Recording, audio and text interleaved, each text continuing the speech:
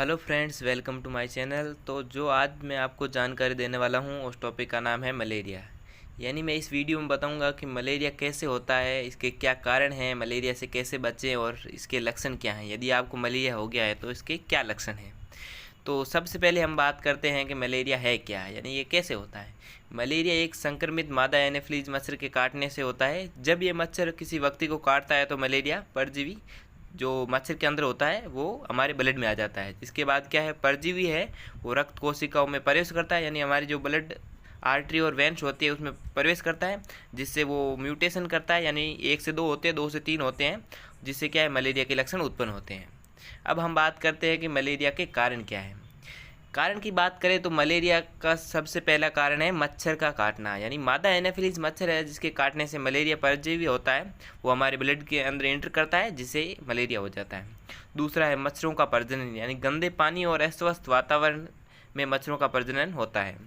तीसरा है असुरक्षित वातावरण, यानी घर के आसपास गड्ढे या पानी जमा होने से मच्छरों का लार्वा उत्पन्न होता है, जिससे क्या है मलेरिया होने के कारण होते हैं, जिससे मलेरिया होने के चांस भी बढ़ जाते हैं, क्योंकि ज़्यादा पानी इकट्ठा रहता है तो उसमें क्या है जो मलेरिया के लार्वा या पैरासाइट है वो उत्पन्न ज़्यादा होते हैं, जिससे क्या है ये डिजीज देखने को मिलती है।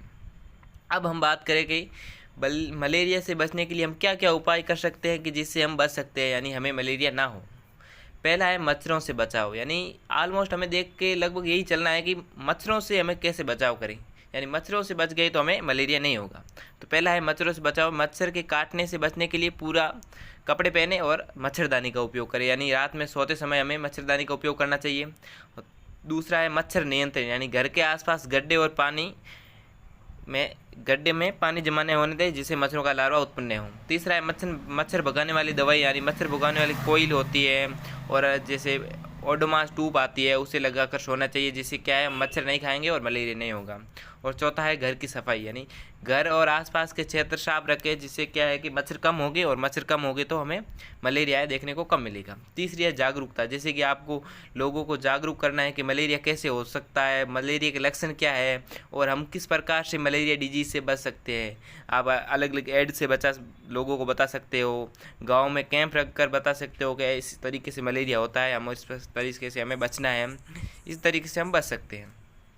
तीसरा है मलेरिया के लक्षण। अब हम बात करें कि मलेरिया के क्या लक्षण है कि हमें पता चल जाएगा कि हमारी बॉडी में मलेरिया हो गया है हमें। तो इसके लक्षण की बात करें तो पहला लक्षण है बुखार, यानी तेज और बार बार आने वाला बुखार। बुखार को इंग्लिश में फीवर भी बोलते हैं, यानी फीवर बार बार आएगा और तेज होगा। बुखार के साथ साथ सर्दी और कंप भी आएगी, जैसे कि आपको दिख रहा है कि बुखार के साथ साथ सर्दी और कंप भी महसूस होना।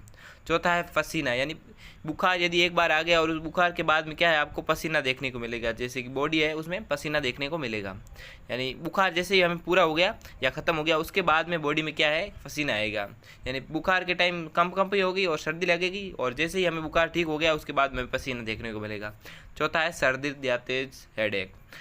और पांचवा है शरीर में दर्द, यानी मांसपेशियां व जोड़ों में दर्द। और छठा है थकान और कमजोरी, यानी अत्यधिक थकान और कमजोरी महसूस होना। ये तो लगभग सभी डिजीज़ में देखने को मिलता है, यानी ये 4-5 जो है वो आपको यदि लक्षण दिखाई दे तो आपको तुरंत डॉक्टर से चेक कराना चाहिए। और सातवां है नोजिया एंड वॉमिटिंग, यानी जी मचलाने और उल्टी की समस्या भी इस मलेरिया में देखने को मिलती है। यदि आपको इस प्रकार के सिम्टम दिखे तो आपको ज़रूर ही डॉक्टर से चेक कराना चाहिए। Thank you for cooperate. मिलते हैं अगली वीडियो में।